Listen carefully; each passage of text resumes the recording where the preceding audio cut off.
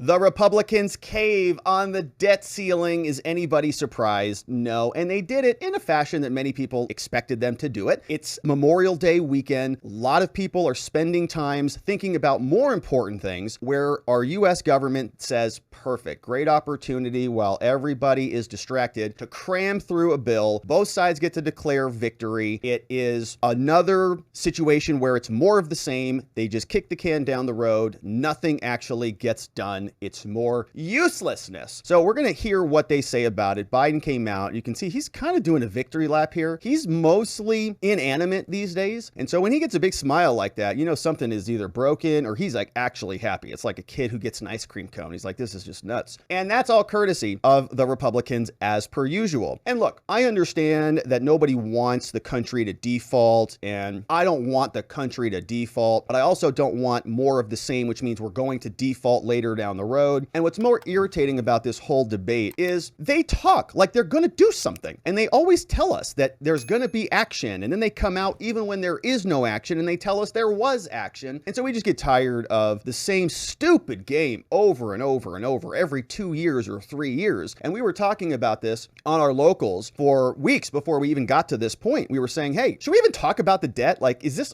even worth talking about? And the consensus was no, because they're always going to come to a deal. It's always just a big stupid show. They get a lot of tweets about it. They don't have to talk about other problems that are actually, more pressing. And they just keep spending and spending and spending and spending. And at some point, the bill comes due. And we're seeing the effects of it every time you go out to eat or you go buy a pack of groceries. It is expensive and it's not going to stop because they keep spending. There's no fiscal sanity in this country whatsoever. So they spend a lot of time playing patty cake with each other, all of these negotiators. I'm sure they're working hard. I get it. They put together a bill and all this stuff, but it doesn't result in consequence. So if people are working hard, but it's not producing anything, there's no consequence. We need to reevaluate what that work is for because it is low ROI, even in our government. And I'm tired of accepting the bureaucracy just for bureaucracy's sake. So Joe Biden comes out. They wake him up. It's on a Sunday. They say, all right, it's nap time. It's 6:28. He's going to go back to bed at about 7:30 anyways. So they drag him out of here. They shove him in front of the cameras. They say, hey, do your victory lap. We'll give you an ice cream cone. Just spoke with Speaker McCarthy. Great. And we've reached a bipartisan budget agreement that we're ready to move to the full Congress. Mm-hmm. And I think it's a really important step forward, and it takes the threat of catastrophic default off the table, protects our hard-earned and historic economic recovery. And the agreement also represents a compromise, which means no one got everything they want. But that's the responsibility of governing. And this is a deal that's good news, for, I believe you'll see, for the American people. The agreement prevents the worst possible crisis, a default for the first time in our nation's history. An economic recession, retirement accounts devastated, millions of jobs lost. It also protects key priorities and accomplishments and values that congressional Democrats and I have fought long and hard for. Investing in America's agenda that's creating good jobs in communities throughout the country. Protects Social Security, Medicare, and veterans, and so much more. The Speaker and I made it clear from the start that the only way forward was a bipartisan agreement. That agreement now goes to the United States House and to the Senate. I strongly urge both chambers to pass that agreement. Let's keep moving forward on meeting our obligations and building the strongest economy in the history of the world. I'll take a few questions. He does take a few questions, which is a big surprise. Normally he just turns around and makes a beeline for the door, but barely made it through. I think that was a minute, 25 seconds of a statement they typed up and didn't really say anything. I mean, really, because nothing's changing. All the things we're working for, we're going to continue to work on, all the things I promised you I was going to do, we're going to continue to spend on, and so on and so forth. Big victory for us. And, they're going to come out and say that we didn't get everything that we wanted, and both sides are going to say that. But I think they kind of really do. They ultimately will. I mean, they're ultimately going to get what they want. It's just not going to be immediately. So that is from Joe Biden, and he delivers the statement. Now, some of the criticism against Joe Biden was that he was not going to negotiate. There was not going to be any deal. And the Republicans were just going to come up and meet him at his standard. And so now they're doing this little dance where they're splitting the two separate negotiations that were happening. One set is for the debt ceiling. The other is for spending reductions. And so, when we start getting into the nitty gritty here, and they start wanting to live in the gray area, that this is really bad for all of us when they start, both sides are now trying to declare victory. Here it is. President, you said at the beginning that the debt ceiling was not negotiable. Isn't that what you've just done here? And isn't that what You guys, You did just negotiate. the debt ceiling. Here's the deal. They passed the debt ceiling, and they said they'd only do it on condition that it have all these cuts in it. I said, I'm not going to do that. You pass the debt ceiling, period. I'll negotiate with you on the cuts. What you say, what's going to happen, what the budget's going to look like. That's what. Okay, so just so we're clear, the credit card limit has been lifted by his acknowledgement. Okay, we're just taking what he said. The credit card limit has been lifted, so we can spend all of that. But the amount that we're spending right now is not going to go up and meet that spending limit as quickly. So he's saying, I negotiated the amount we spend, but there still is really no limit to what we can spend. What we're actually going to spend is a little bit different than our actual credit limit. And the question will be, how much of this spending reduction did we get down? Is it anything of consequence? We are negotiating in order to get to them deciding that they're going to go along with a new debt ceiling, meaning that it's not attached. So something totally different attached than was attached before. So if you want to try to make it look like I made some compromise in the debt ceiling, I didn't. You didn't. I made a compromise on the budget. That's what they wanted, is you to make a compromise on the budget, and that's what you've done, even though you haven't gone as far as they wanted. Isn't that right? Sure, yeah. Well, can you think of an alternative? So then he says, well, that's what they wanted. They wanted you to negotiate on the spending. And then he turns around and says, well, yeah, can you think of an alternative? So here's another clip from the president where he's talking about the debt limit again. He's talking about invoking the 14th Amendment. Do you think it's time for the U.S. to get rid of the debt limit? That this is, for the reasons you just laid out? No, I think it would cause more controversy getting rid of the debt limit, although I am exploring the idea that we would, at a later date, a year or two from now, decide whether or not the 14th Amendment, how that actually would impact on whether or not you need to do the debt limit every year. But that's another day.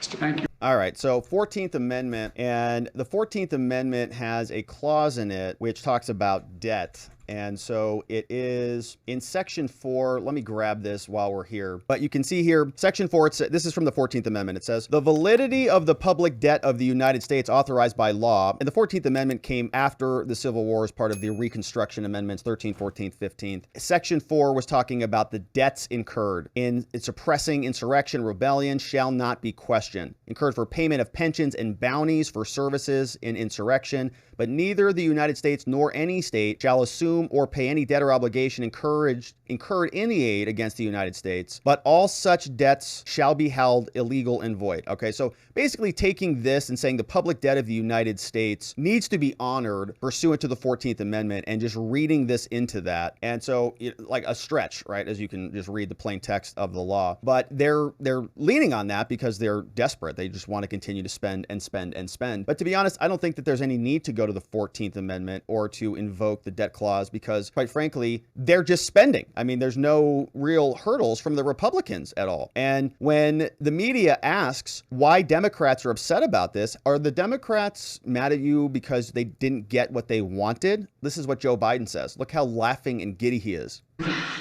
President, what do you say to members of your own party who say you've made too many concessions in this deal? They'll find I didn't.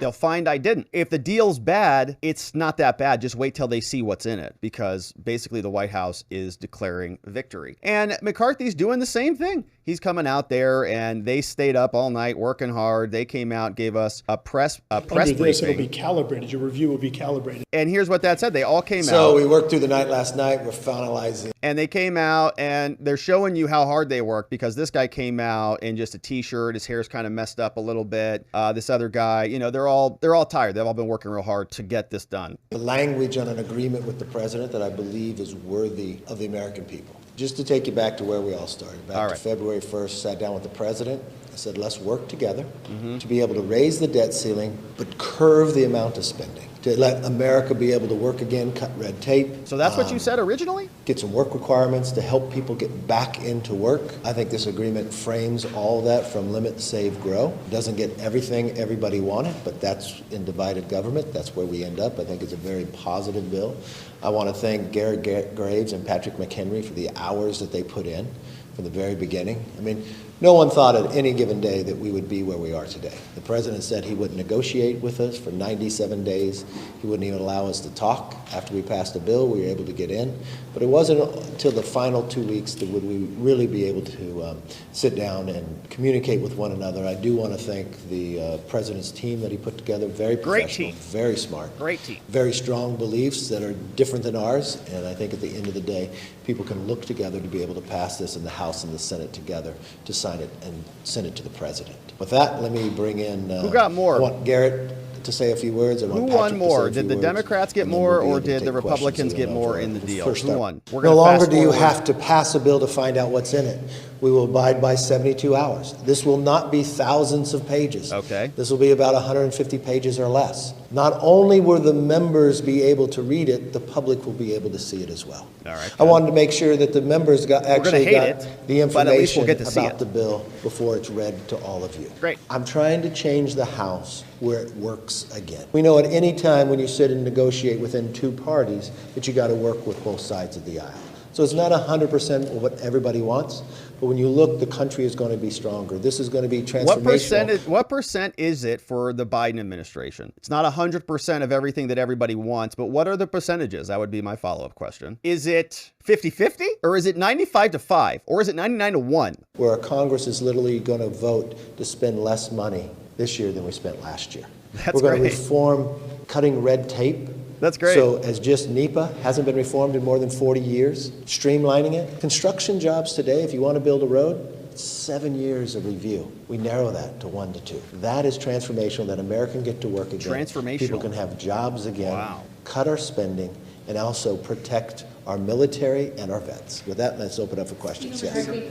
You said last night that you had more excited than depressed after your phone call with them. This morning, according to what we're seeing and talking to members of your caucus who you've asked to have unity, they are angry. They are not pleased. They think that you've given away the farm here. You've given away the farm. Question says... How do you get them back? I'm not sure who you're talking to because we did a Question was, huge portions of your membership are outraged about this. How do you plan on getting them back? conference call with our conference, and over 95% were overwhelmingly excited about what they see. Wow, 95%. They're getting the text today in the process. Look, in every single negotiation when it comes to debt ceiling and others, you get both sides of the party voting to pass the bills, and I expect the same thing happens. Speaker McCarthy, some of the sentiment coming from your members, from Ken Buck, he said that he's appalled by the spending. Ralph Norman calling it insanity.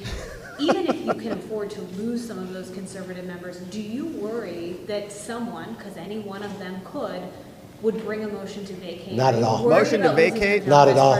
Are you concerned you're going to be removed from Speaker, Kev? Not at all. Speaker, how confident are you today that this bill will pass on Wednesday? Look, I think people are going to sit there and read it. I think it's good for the American public. You're going to have Vote comes Republicans and Wednesday. Democrats be able to move this to the president. The president agreed with this bill as well. Mr. Speaker, Yeah. when the bill comes up Wednesday or Thursday, whenever, will you commit to it not going onto the floor when the market is open? So if there's some concern that if there's not the votes, we're not going to have a TARP issue like we did in 2008, a little later. We're going to put the bill on the floor in 72 hours and pass it. You spent a lot of time thinking up crazy stuff. We just want to get back together now that we've finalized all the language, make sure both sides agree that the language is what we agreed to as we spoke. So once we have that, we'll post it. Now, a lot of you are, members will react to whatever rumor you guys are writing about. Let's let the members actually read the bill before they make a decision and go forward. What Yes, time sir. will the bill be released? I know there's been some confusion. I know some members that are saying this is fiscal year 2023 levels what spending's frozen at. I know that Representative Johnson told us yesterday it was clawed back to or rolled back to fiscal year 2022. Look, and limit, save, grow with 2022. What this will do is it increases defense and it increases veterans. If you take non-defense with veterans out, it goes below the level of 2022. So they're actually spending more. It's for military and veterans, which is very appropriate on today. And if you take that out, they're saying now the new total is less, but ultimately they are spending more. So maybe it would have been better if they cut more while also spending the more for the military and the veterans. If they wanted to keep that, they could have cut more and they still could have reduced the total spending, but they didn't do that. Yes. I want to go back to the PACT Act. Will that not be touched in this process? PACT Act is not. No. No. Yeah. Yeah. Anybody else? Yes, sir. A little bit about the 1 to 2 year timelines for HEPA, are those defined in the model, those firm timelines, or how? So first of all, let's keep in mind NEPA. Fast forwarding over to McCarthy. All across this country on both sides of the aisle. It doesn't matter if you want to build a road, you want to build a renewable energy project, it all gets stopped and studied for years. It's a frustration. That's millions of dollars wasted. That is all changing now. Wow. So we can build again in America. We can make America stronger. We compete with other countries. Wow. This is a win for the entire country. And That's for both great sides of the news. aisle. Yes. Wow, we're going to be able to build roads again and compete with other countries now because of this bill. I get so tired of this stuff. I mean, it reminds me, honestly, of Mark Kelly from Arizona. It's this stupid, fluffy language that these politicians just say. It's just talking points. They just pull them out of their butts over and over and over again and just repeat them. Doesn't mean anything. Mark Kelly from Arizona said after the other stupid spending bill, which was the Inflation Reduction Act, he said that it was going to start raining in Arizona again after they spent billions of dollars, or $750 billion, I think that one was, or 1.3. Big. It was big. It was very big.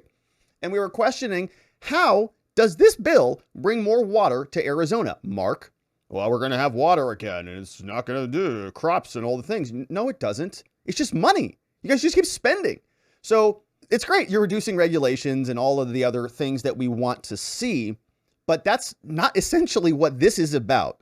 They come out, they tell us we're cutting regulations. All right, well, we're concerned about spending. Well, the spending's for the veterans.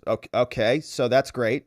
That's also great, but we want actual consequence of your leadership, and the direction, the trajectory of your leadership is one direction. It's not being reduced at all. Therefore, your progress is failing. How important is it to you that you get a majority of your majority, and will you? Yes. Would you just reflect you will? Yes. Would you reflect, This is a good, strong bill that a majority of Republicans will vote for. Would you just reflect Yes, on your ma'am. relationship with President Biden? It's looking like this is going to be a robust flipping effort on both sides of the aisle. Have you started at all having conversations? Tom Emmer is our whip. He will continue. And look, members have to have the text before they're going to say where they are, and so they'll be able to see it and work through it. Have you started conversations? Yes. With the president, you were very critical that he took a long time to come to the negotiating table. Once he did negotiate with you and your team, how would you describe your reaction? I thought his team was very professional, very smart, very tough at the same time. So Evidently they were tough, pretty tough.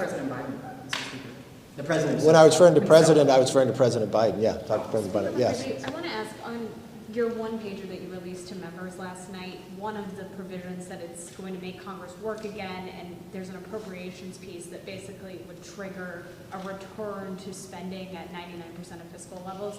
Can you explain that in whether or not that prevents future government shutdowns? Is there some other mechanism that has to happen? Well, I think a frustration America has is when they look at Congress not doing their job. That's right. We've watched this place. That's break exactly down, where right. Members didn't even have to show up for work, where the very basics of appropriations weren't passing. So you watched what happened before we took the power, where they had this omnibus come at the last moments in Christmas, thousands of pages, nobody Or like can read it, Memorial you wait Day, 72 hours, and just jam it through and fund. Yeah, like on government Memorial that Day. way. Yeah. We want to make sure Congress works again for the American public. So when Well, we do became something. in the majority, we want to do everything in our power to have this process change. And that's getting back to the appropriations. Part of the strength of having this agreement, you got the top lines for the next 2 years, so people can go right and decide your priorities for America. And the difference here is, if you don't get that job done, you shouldn't be rewarded. So what it would do is make sure your government doesn't fund down, but it would do a continuing resolution, but at 99%. So it gives you the incentive also to do your job. This was an idea that brought forth by Thomas Massey. And I think it's a very positive idea, because what it's really doing is forcing and it's giving consequences for members of Congress on both sides of the aisle to do their job. This isn't going to be a Republican or Democrat idea. This is really for America telling Congress I'm sure there it should is. be some consequences for you not doing your job. Yeah. And now it gives you the incentive. So what you'll find is Congress is going to work better, smarter in this process because of it. And we'll get our work done. Oh, it's just almost as bad as Mark Kelly saying it's going to rain in Arizona because they passed a bill. Give me a break. Congress is going to work harder, faster, smarter. They're going to get things done now because they passed this bill. All right. Or they're going to pass this bill. It's the same thing. It's not going to rain in Arizona, all right, because Mark Kelly spent $3 trillion or whatever. It's not going to make Congress functional because Kevin McCarthy is agreeing to Biden's terms. It's just more bloviating. Expect all members of the leadership to support it? Yeah, I haven't talked to all of them, but I expect most of them will, yes. Yes. You obviously are going to need some Democrats to help you push this over the line. Have you spoken to Hakeem Jeffries if not, when do you plan on? I talked to Hakeem Jeffries on a number of bases, time through. Look, members should be able to read the bill beforehand, to be able to look at it, but negotiating. That's him saying that they should not be criticizing this bill without saying that, okay? The people who are coming out, like Chip Roy and others who are saying this is a disaster, you're a total failure, get your head together. He's saying, well, you haven't read it yet. Maybe you should get it before you start speaking out about it. Well, there's some truth to that, but if they read it and it is everything that was reported on and it's everything that it sounds like it is, then you can comment on it. They don't have to wait for it, but he's trying to be very sly about that. And he also, if you heard him earlier, said to the media, you know, you guys keep writing about these rumors and you keep talking about these different stories that aren't exactly accurate. And so maybe you should let the members think for themselves, saying that the members are too stupid to think for themselves. They've been just reading whatever the Hill puts out and the Politico tells them what to do. Or communicating with the president. If the president signs off it too, I expect his party will be supportive as well. Yes, sir. You characterized this bill to make the case to members as something that has no concessions to Democrats. How do you expect to get? Look, we raised the debt ceiling. We negotiated in good faith with the president. I remember many times I was in that position as well, where we had President Trump negotiating with Speaker Pelosi and an agreement that the president made. We supported the president in that path. But I think there's a lot in here. Look, everything in this country is not just a Republican and Democrat idea. There's ideas for America. That would be nice. I firmly believe there are Democrats out there that want to have their projects built again. Of course. I may want they want all their projects a pipeline, a road built. They may want a renewable energy project built. That's a project. Yeah, everybody wants their money. Being stopped because of what NEPA and studies are doing. It's called pork barrel spending. It's not a Republican or Democrat idea. It helps the country. The idea that we're going to make this process work again in appropriations, that's helpful to the nation. So that's a Republican and Democrat. Yeah. Doesn't mean you get to determine the outcome of where you're going to spend your money, but you got a process to do it instead of shutting down here. If you look from an idea that we have putting people out of poverty into work, I think that's a positive thing. We've watched time and again. There'll be people on both sides of the aisle might have a little difference of opinion of that, but that's helpful. When you look at PAYGO, I think it doesn't matter who's in power, Republican or Democrat. You want to make sure the Constitution works, that the president, whoever it is, be it President Biden, be it President Trump, that can't go around. This was an executive order that President Trump actually put in. We took it, put it in statute now and made it stronger. That's good going forward long term on both sides of the aisle. So I think people will look back and say, oh, I didn't get exactly what I wanted, but there's something in here that it shouldn't be about you, it should be about America. That's why we're upset. We're tired of the Republicans getting their projects. We're tired of the Democrats getting their projects. And you guys spending, because it inflates America's currency. It inflates all of the dollars in our bank accounts, and it's theft by inflation. And we're sick of it. America believes that we've spent too much, so this spends less. First Congress to do it. Not really. We pull back money. Not actually. You know what? No longer are we going to send sort of American slow it down very money temporarily in a minor to the way. CDC Global Fund to China. I think both sides of the aisle would like that idea. There's a lot in here for both sides, yes. This is a 2-year deal followed by years of non-enforceable funding targets. That's not the 10-year deal of budget caps that you guys were originally seeking. So how do you convince the Republican caucus that this is truly transformational when it comes to reducing the debt and deficit? You want to have one or you want me to? So look, first, we've been putting in place spending caps. What we saw with the last caps agreement is they eventually waived them. And then we had a compromise, and the compromise was we would set spending levels for those additional years, knowing full well that the next Congress could even undo our spending caps. But now we've moored the process to spending restraint and a glide path for how we fund our government. So this does have an effect next Congress. Next Congress will have to change that number through the legislative process, just like they changed the number on sequestration, which is the enforcement mechanism for this Congress. So two different ways to achieve this similar outcome, fully recognizing that Congress legislates and can undo existing laws. I called Hakeem Jeffries to the Democratic leader. I wanted him to hear directly from me exactly what I told the president too, pledging that we would continue this work to try to solve.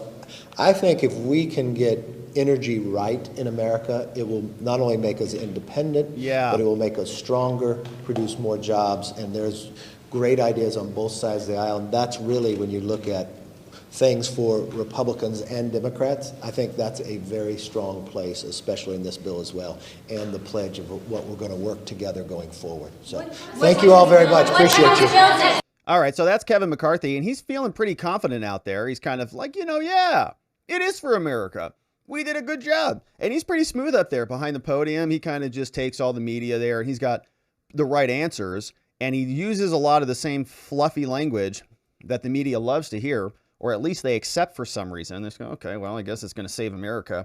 So he gets to talk through it. He also showed up on Fox News to tell us something else about executive orders. Here's what he said. For the very first time, you have administrative pay-go. We had a president that spent another $1.5 trillion around Congress.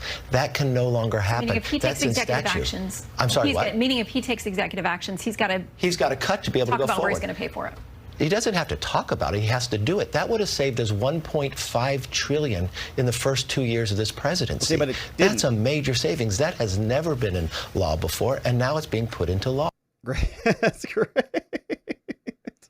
So they're going to put in a place a law that's already been exploited, already been used, and we don't know if that is even going to be constitutional, to be honest. I mean, if Biden wants to pass an executive order and he thinks he's got the constitutional capability to do that, because it's within the executive branch powers, I don't think that Congress can limit him on doing that. They might be able to say they can, but Biden doesn't care about Congress. Biden doesn't care about the courts.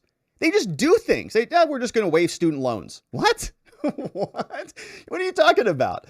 Congress didn't pass a bill on that. There's no provision in the existing law, in my opinion, that allows for that to happen. They use this bizarre COVID emergency provision from the Department of Education to now go waive loans on a national level.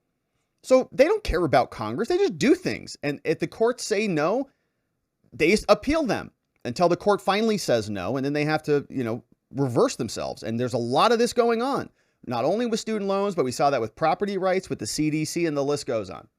So that's Kevin McCarthy. He's talking a big game out there. He's like, yeah, he's pretty good job in America, and, the negotiation and all the things. Rand Paul is not too happy about it. He's over there in the Senate. He says fake conservatives agree to fake spending cuts.